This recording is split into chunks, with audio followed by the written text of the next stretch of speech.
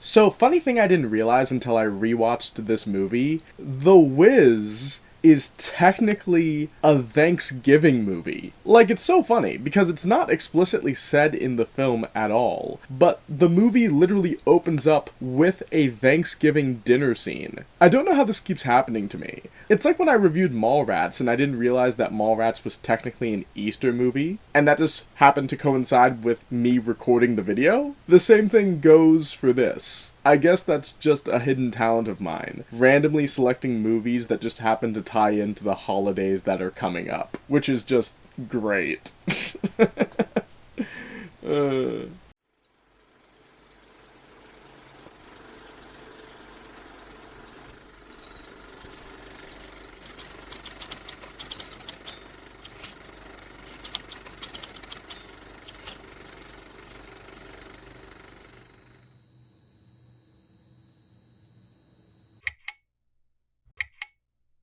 Hey everyone, I'm Ben, your underground conductor, and welcome to Underground Cinema. Now this week, in order to celebrate the release of the sequel to last year's most popular musical, I figured it would be fun to revisit the original Ebonics-coded version of The Wizard of Oz. So this week, we'll be talking about The Wiz from 1978, which was directed by Sidney Lumet. And for those of you who don't know that name, Sidney Lumet directed 12 Angry Men, which is literally one of the greatest movies ever made. So, that's wild. You know, it's so funny, I actually keep this copy of The Wiz right next to my copy of Zardoz, and I keep them together. That way it says, The Wiz-Zardoz. The Wiz-Zardoz. Am I clever? Am I clever? Am I as clever as John Borman? Anyway, when it comes to The Wiz, I feel like everyone is vaguely familiar with what it is, being a Black Pastiche of The Wizard of Oz. The film itself was an adaptation of a popular stage musical that had aired in October of 1974, and the musical, despite being basically a black retelling of The Wizard of Oz, became so vastly popular that it ended up accumulating 7 Tony Awards. So, following the wild success of this stage musical, obviously Hollywood took notice and said, hey, we can capitalize on that. In all fairness to Hollywood, though, it actually seemed kind of intuitive to adapt The Wiz into film, because not only was The Wiz an incredibly popular stage musical, but on top of that, it was an adaptation of The Wizard of Oz, which was one of the most popular books of the 20th century. And that book also spawned one of the most popular films of all time, being the 1939 version of The Wizard of Oz starring Judy Garland. And on top of that, this was also the late 70s, and even though I wouldn't personally consider The Wiz to be a blaxploitation film, it is undeniably the case that this movie would be lumped into the broader blaxploitation genre that was incredibly prevalent throughout the 1970s. So, to sum it up, when it comes to The Wiz, basically, you had a perfect array of circumstances converging at exactly the right time to spawn a film adaptation that theoretically would have been a sure bet. And suffice to say, The Wiz was not a sure bet. The film had an estimated budget of $24 million, which was on the relatively high end for movies of that era. I mean, to put this into perspective, the original Star Wars, which came out a year earlier in 1977, had an estimated budget of $11 million.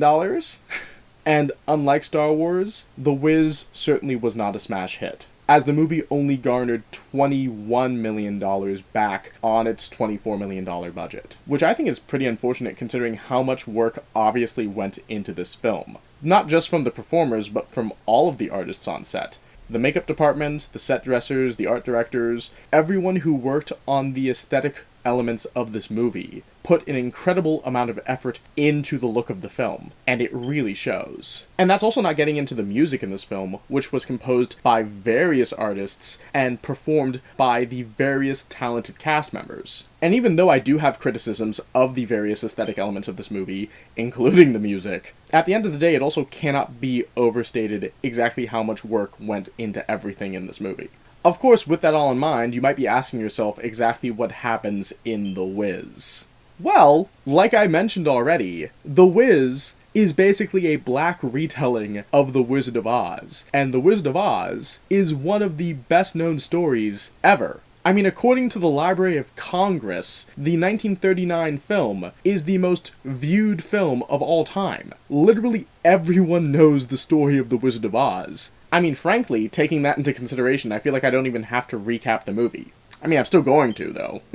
Of course, what is there to say? It's The Wizard of Oz. It starts off with the main character Dorothy and her dog Toto. They get sucked up into a tornado, specifically a snow tornado. She ends up in the land of Oz, accidentally commits a murder, frees a bunch of munchkins from the tyranny of a wicked witch, does property theft, goes down the yellow brick road, meets a Scarecrow, meets a Tin Man, meets a Cowardly Lion, gets to the Emerald City, gets told to murder the Wicked Witch of the West, murders the Wicked Witch of the West with water after already killing her sister earlier, finds out that the wizard is a fraud, then realizes from Glinda that she could have gone home the whole time if she had just clicked her heels 3 times. Like, it's the same story. But just like every other film I've talked about on this channel that bears similarities to a different film, the devil is always in the details. And what makes this film truly special, I feel, is how it carries forward the legacy of The Wizard of Oz, while still making it distinctly its own vision. And when I say it's carrying forward the legacy of The Wizard of Oz, I don't just mean the book by L. Frank Baum, I mean the 1939 movie. As the various actors in this movie had enormous shoes to fill in terms of living up to these iconic roles. And not everyone really does. Like, I would argue that the weakest character in this film is the Wiz himself, who is played by Richard Pryor. I mean, Richard Pryor was a hilarious comedian, and he is hilarious in this movie. But the reason he's hilarious in this movie is because he plays up the fact that his character is not only a charlatan, but is pathetic. And that comes as a very stark contrast to Frank Morgan's version of The Wizard of Oz, who was actually able to spin things in his favor. Meanwhile, this version of The Wiz straight up just says, yeah, sorry, I don't know how to do anything, I'm pathetic, I'm lonely. And he doesn't even offer Dorothy and her friends approximations of the things that they were looking for. Dorothy ends up doing that herself, which actually plays into her character quite well, but I'll get into that in a bit. But yeah, Richard Pryor doesn't really live up to Frank Morgan, and I feel mean saying this, but Mabel King as the Wicked Witch of the West also doesn't live up to Margaret Hamilton. Of course, that is an impossible standard to meet. Margaret Hamilton's Wicked Witch of the West is one of the most iconic villains in cinematic history. Like, it's her and Darth Vader in terms of who is more iconic. I mean, the green skin, and the hat, and the broomstick, and the cackling, it literally defined the look of witches for a generation. So no one can really live up to that standard, unfortunately. But while Mabel King doesn't necessarily live up to the legacy of Margaret Hamilton, she does make an attempt to make the Wicked Witch her own, and it is fun just how deviously wicked her character is. Of course, most of the other characters in the movie do a great job living up to the characters that they're playing. Ted Ross as the Cowardly Lion perfectly lives up to Bert Lahr's version of the character, flawlessly matching the theatrical nature of that character, which is unsurprising considering that Ted Ross also was the original Cowardly Lion in the stage show version of The Wiz. Then you have Nipsey Russell as the Tin Man, who also perfectly lives up to Jack Haley's performance of the character, bringing in the same stiff physicality of that character, but also expanding on the cold nature of the character, considering that the guy isn't supposed to have a heart. And there's so many instances in this movie where he plays his role completely stoic, when in reality the character is actually incredibly depressed, and you see him cry several times throughout the movie. The way Russell plays the character, he's clearly a guy who's too afraid to admit the fact that he cares as much as he does. And as a side note, I also think it's a hilarious piece of writing in this film, the fact that his character canonically has terrible taste in women. That's not just funny, it's just so incredibly consistent with the character. But of course you have the real shining star of this movie, and that is Michael Jackson as the Scarecrow. And honestly, I cannot get over exactly how perfect that casting is. Michael Jackson was an incredibly physically expressive performer. And in so many sequences in this movie, just looking at him move around and dance, it not only perfectly lives up to the legacy of Ray Bogler, who originally played the Scarecrow, but in many ways I would argue that Jackson's performance physically surpasses Bogler, which is just astounding. Of course, while Michael Jackson was arguably the biggest star in this movie, he's not the star of the movie. The star of the movie is Diana Ross as Dorothy. And obviously, while Judy Garland was a Hollywood legend, and no one can really live up to the original Dorothy, I cannot deny that Ross just has such an emotional gravitas that she carries around with her. Diana Ross truly makes the character her own, and you feel every single ounce of emotion that she puts into it. Like, she just truly acts and sings her heart out throughout this entire movie, and it's astonishing to see. But that's all I really have to say on the performances for now. Also, as a side note, this film does carry over some elements from the original novel from L. Frank Baum. Like, for example, the slippers in this movie are not ruby slippers, they're silver shoes, because in the original book, Dorothy's slippers were silver, because I think they were meant to be like a subtle commentary on either the silver rush in Nevada or like the silver industry during the Industrial Revolution,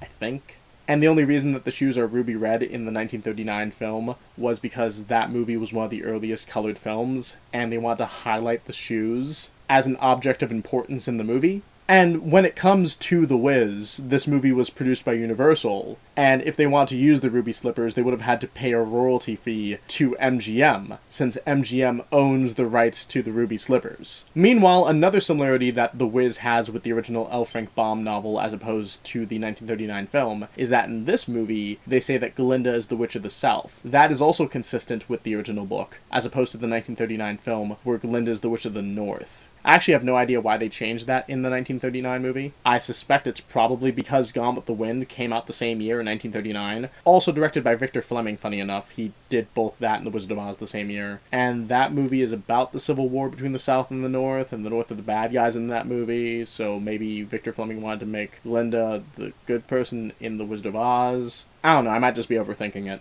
Anyway, moving on to the visual storytelling, the aesthetic of this film is just so incredibly unique and abstract. Like, most of this film was shot on location in New York, and you can tell that it was shot on location in New York, but despite the fact that it is New York, each location is decorated distinctly enough that it also makes it feel like an alternate universe, which is what Oz should be. Oz is a parallel version to our world. And while this film, for some reason, completely disregards the choice of having real-life doppelgangers stand in for the Oz characters, it does maintain that slight artistic distinction between Oz and the real world. And while we're on the subject of locations, you also have the Munchkin Land in this movie, and how it's basically a giant inner-city playground, and how the Munchkins are sealed into graffiti at the beginning of the movie, and it's almost like they're dead chalk outlines, like they were deceased until Dorothy showed up and killed the Wicked Witch of the East. That's just an amazing aesthetic detail, and it's so visually interesting, as it's really an amazing set to introduce the audience into this version of Oz. And it's also alluded to from the beginning of the film, as the film opens up with graffiti artwork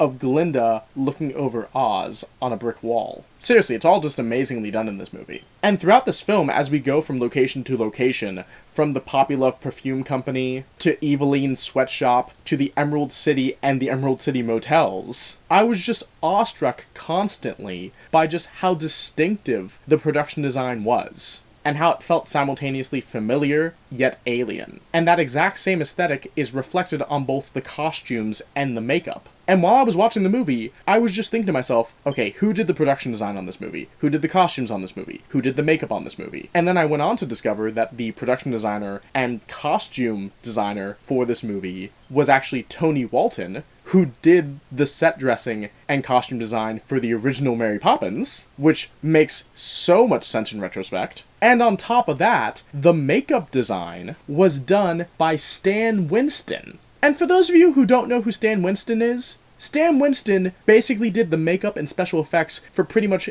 every single major film throughout the 70s, 80s, and 90s. Like, don't get me wrong, obviously there was plenty of talented makeup and special effects artists working in the industry around this same era, like Rob Bottin, Tom Savini, or Phil Tippett. But Stan Winston literally worked on, like, everything. Like, I'll just put a list right here of all the things he worked on. And finding out that he did the makeup design for this movie just made so much sense. Because there's just so many characters in this movie, like the Tin Man, for instance, that have just such a distinctive appearance. And the makeup is just so incredibly detailed. And finding out that Stan Winston did it just makes perfect sense. And really, all of these aesthetic elements just blend together perfectly, and just do a spectacular job complementing each other.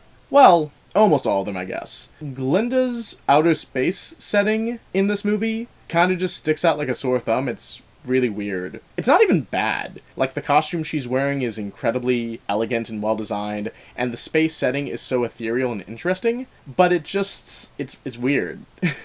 It kind of just doesn't match the rest of the movie. And also, oddly enough, while I was watching it, looking at her in the movie, seeing the glistening gown that she's wearing, and just paying attention to the fact that she's a black woman floating in space, it just reminded me so much of Diane Carroll's role in the Star Wars Holiday Special, which came out the same year as this, 1978, where she's just wearing this odd glistening gown in the middle of space, whispering sweet nothings into the ear of Chewbacca's father, like it's some sort of VR experience.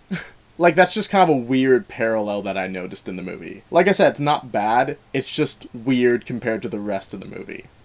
Also, as a side note, a running gag that I absolutely love in this movie, I find it hilarious, is that every time Dorothy tries to catch a cab, as opposed to walking down the yellow brick road, the cab just drives off. It's like off-duty, off-duty. And there's other subtle details like that throughout the film, like when they meet the Cowardly Lion and there's a sign that says "Don't Ease," which is clearly meant to be a reference to the song "Ease on Down the Road" by Michael Jackson. It's all just great. Of course, keeping on topic with the aesthetics of this film, this brings me to the thing I love most about The Wiz, being how it uses black culture as a lens to tell its story, without using race as a subject matter to make commentary. Now, to make myself perfectly clear here, I am not in any way against exploring race as a subject matter when making films. And there's plenty of amazing films that exist, like Get Out, or Boys in the Hood, or Do the Right Thing, that explore race extensively as a subject matter and make substantive commentary on racism and contemporary racial issues that exist within a specific minority group. But speaking as a black man, it can get pretty exhausting if every single movie you see about your race is just about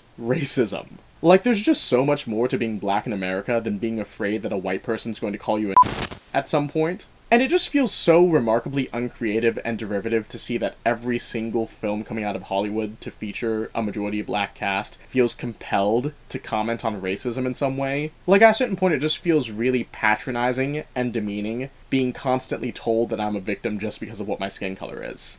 But with The Wiz, the thing I really love the most about it is the fact that it doesn't feel compelled to make racial commentary. I mean, if you really wanted to, you could dig into the deeper layers of this movie and look for hidden commentary under the surface, and I am going to touch on one thing that I noticed a bit later. But with The Wiz, what the film essentially does is take the aesthetic qualities and social attributes of black culture and use that as a lens to tell its story. And while on the surface, you can just look at this as a black version of The Wizard of Oz, the fact that it does choose to tell its story through that cultural lens makes it incredibly distinct when you compare it to the 1939 film. And an enormous amount of praise and credit should be given to Charlie Smalls for coming up with the original concept for the stage play. Of course, while The Wiz, in my opinion, does a stupendous job using black culture as a lens to tell its story, using this lens is a double-edged sword at times, as you do often open up the possibility of just being overtly racist. And with certain aesthetic elements of this film, it does feel like the movie almost crosses into that territory. This mostly comes into play with the costume design, as the film is just full of racial caricatures. For instance, when we first come to meet Michael Jackson's Scarecrow, he's being tormented by a group of 4 black crows. And putting the design of them aside, just based on the way the crows speak and their personalities, it's very clear that they're meant to be Jim Crows. Like, that is absolutely what they're meant to be. I mean, seriously, the crows even go as far as saying that they can't read. If that's not a racial caricature, I don't know what is.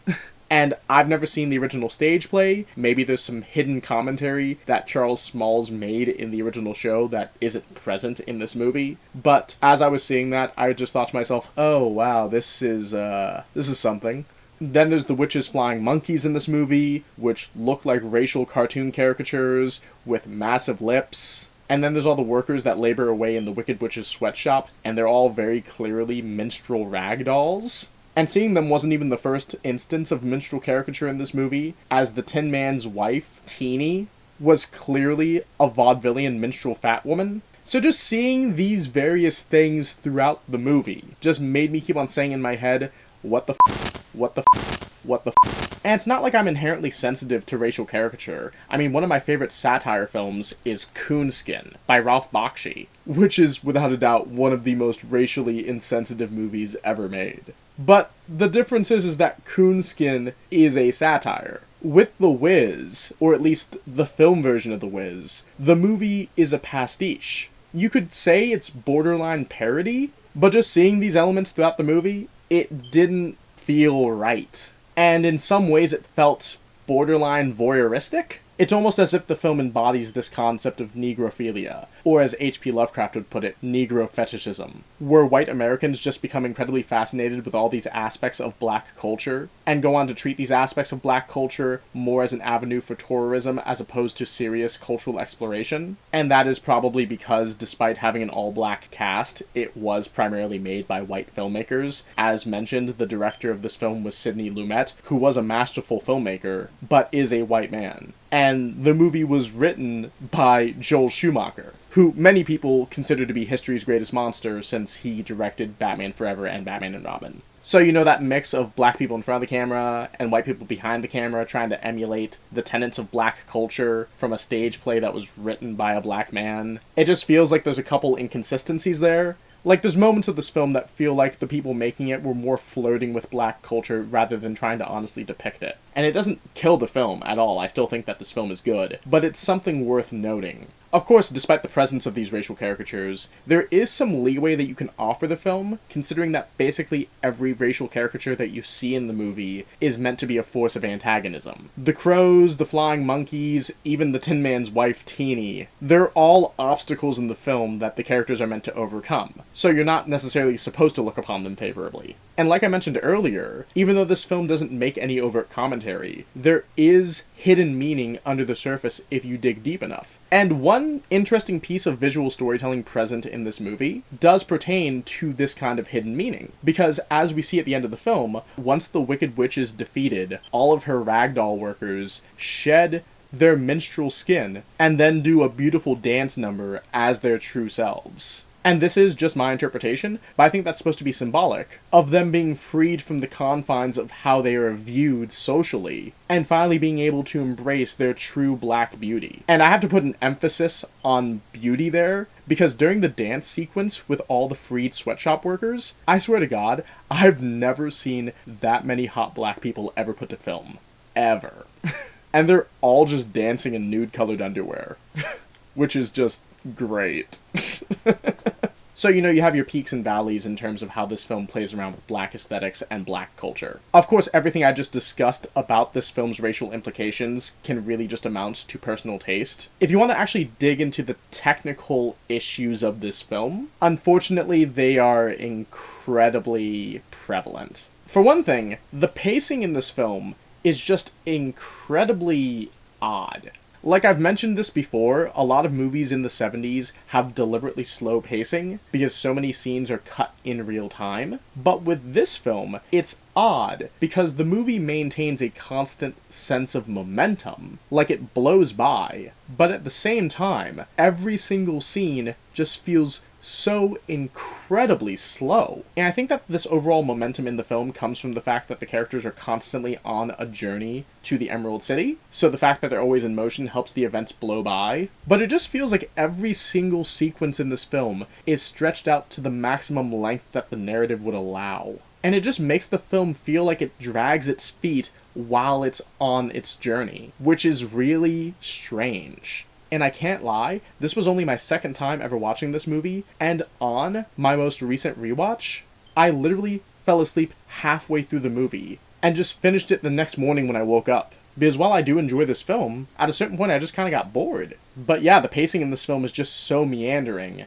and I feel like a lot of that has to do with the musical sequences in this movie. Because in your average musical, the musical sequences are more or less blended into the plot as it goes. So most of the time, it doesn't really feel like the film is ever stopping for a musical sequence. The sequences themselves are just organically blended into the narrative, so you don't really notice them. But with this film, the musical sequences for the most part, are not blended into the narrative. They punctuate the individual scenes, which I think is a distinct problem, because that basically means that you're stopping the film every 5 to 10 minutes for a song sequence, and overall just makes the film feel incredibly overindulgent as a musical. And it also doesn't help the fact that most of the songs in this movie just are not memorable. And I feel guilty saying that, because I genuinely do think that the music in this film is good, and the actors are doing a great job performing the songs, but most of them don't feel distinct. Like, I know it's an unfair comparison, and obviously this is a different adaptation of the source material, but if you look at the 1939 version of The Wizard of Oz, that movie just has so many iconic songs. And I can hear those songs distinctly in my head. Songs like Over the Rainbow, If I Only Had a Brain, or We're Off to See the Wizard. Meanwhile, going into my rewatch of this movie, there's only 2 songs that I remembered. Those songs being Don't Nobody Bring Me No Bad News by Mabel King, and Ease On Down the Road by Michael Jackson. And the only reason I remembered the latter song was because it was sung by Michael Jackson. And even now, sitting here, one day after my latest rewatch of the movie, I'm still struggling to remember any other song. Like, I can kind of remember the tunes, but I can barely recall the chorus lines. And that's a big problem when you're making a musical, if your songs are not memorable. And once again, I don't want to throw shade to anyone who worked on the music for this movie, or anyone who sang the music for this movie. I think it's good, and I had a pleasant time listening to all of it. I just didn't find it memorable. And the fact that all of the musical sequences punctuated individual scenes and made them run over their natural length just kind of made me bored. And another problem with these musical sequences taking up so much time from the central narrative is that you also lack character development as a consequence. Like, when it comes to The Wizard of Oz, the heart of the story is always the relationship that Dorothy has with her friends, the Scarecrow, the Tin Man, and the Cowardly Lion. And all of the actors in this movie have amazing chemistry with each other and bounce off of each other remarkably well. But the writing for the film doesn't support the establishment of their relationships. The actors support the relationships more than the writing does. And as mentioned, this film was written by Joel Schumacher, and a lot of people would probably immediately point fingers towards him when it comes to this inconsistency with the writing. But keep in mind, Joel Schumacher, like 2 years before this movie, also wrote the comedy Car Wash. So I don't think that the issue is his writing per se. I think the issue comes from how he was forced to write around the musical sequences in this movie. And you know what? An argument could be made that maybe he wasn't the right guy to bring onto this project to interweave the pre-existing songs into the film adaptation script. But at the end of the day, the problem really just amounts to the fact that Dorothy and her friends in this movie don't really have enough time to interact with each other outside of their musical sequences. In fact, I think the only sequence in this movie where they actually do have time to sit and talk with each other, separate from their journey, is when they're sitting in the Oz Motel. Like, that's the only scene in the movie where it genuinely felt like you had friends sitting down talking to each other. Aside from that, it's slim to none. And it's really remarkable the fact that there's basically no time for them to interact in this film, considering that The Wiz is half an hour longer than the 1939 Wizard of Oz. Yet there's no time to develop the central friendship that exists at the core of this story. And now that I'm thinking about it, that also goes for a lot of the other characters in this movie. Like, Dorothy's aunt and uncle are barely developed in this story. They're only introduced in, like, the first 10 to 15 minutes of the movie. And I think, like, Dorothy's uncle has, like, no dialogue. Meanwhile, her aunt has exactly 1 scene's worth of speaking lines outside of the song that she sings at the beginning. And then there's the Wicked Witch, who isn't introduced until the 3rd act, which, plain and simple, is just a storytelling error. In the 1939 film, the Wicked Witch is introduced as soon as Dorothy arrives in Oz at the end of Act 1. She's established from the beginning of the story as a lasting antagonist, and she's also obviously meant to be a reflection of Miss Gulch in the real world. So she's around from the beginning. Meanwhile, Mabel King's version of the Wicked Witch in this movie, while I think she's good, she's introduced too late in the film. And while her introductory song is admittedly one of the only 2 memorable songs in this movie, it's also just so incredibly awkward in terms of introducing her character. It almost feels like it's ham-fisted in. So on a technical level with this film, the pacing is just incredibly disjointed, and the character relationships are underdeveloped, despite the fact that the actors have chemistry with each other. Of course, all that being said, there is one shining spot in the writing of this film, and that is Dorothy's character. Like, everyone knows the conclusion of the 1939 Wizard of Oz, how Dorothy wishes herself home, and then realizes that there's no place like home after all, that she should have never run away, and that her heart's desire is no farther than her backyard. But that is a childish moral, and that's not tossing shade towards the OG film. That's just a fact. It's a childish moral because Dorothy is a child. In the original book, I think she's supposed to be 10 years old, and Judy Garland was 16 when they shot the 1939 film. So the film's central moral is basically meant to discourage children from running away from home. But this movie has the opposite message, being that Dorothy needs to leave home because she's outgrown her environment. Like, Diana Ross's version of Dorothy is supposed to be 24 years old in this movie, and her job in the real world is as a kindergarten teacher. But despite how passive and content her character seems initially, you can very clearly tell that she's not happy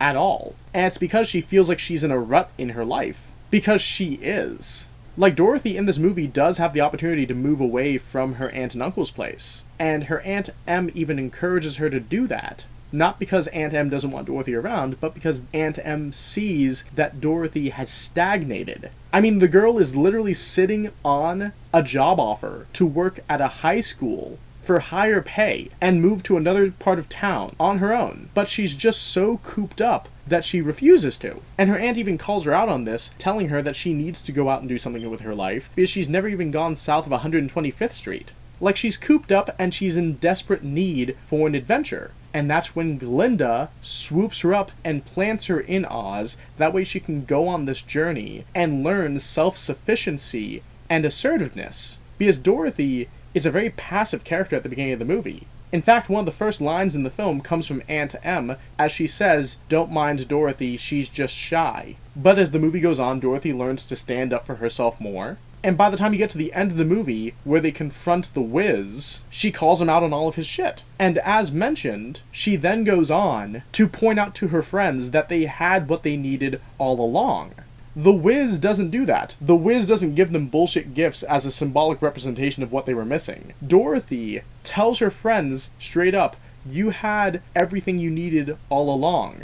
Scarecrow, you were always smart. Tin Man, you were always compassionate. Lion, you were always brave." The culmination of her character arc comes in that moment when she learns how to take command over situations. And when she finally makes it back home, even though we don't see what happens after that, it's incredibly clear to the viewer that Dorothy is finally ready to begin her life. And as a young man in my mid to late 20s at this point, I found this version of Dorothy to be incredibly inspiring. Because it can be really scary as a young adult to pick up, take risks, and try new things. But if you don't do that, then you never get anywhere. You're just going to be stuck hiding at home for the rest of your life. And that's no way to live.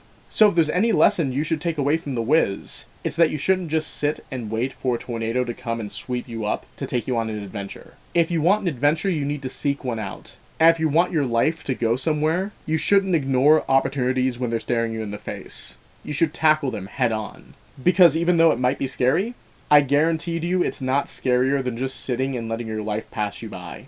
So bottom line, if you ever feel like you're too comfortable in your life, and you have a nagging feeling that you should be doing something important, then you should be like Dorothy, and learn not to ignore it. Learn to accept it. So yeah, that was my review of The Wiz. I hope you all enjoyed it. Please feel free to subscribe if you're feeling generous. You can also follow me on Instagram and Letterboxd if you want to hear more of my film takes. And I will see you later. Whew! It has been a while since I've added a new item to my raffle. But better late than never, right?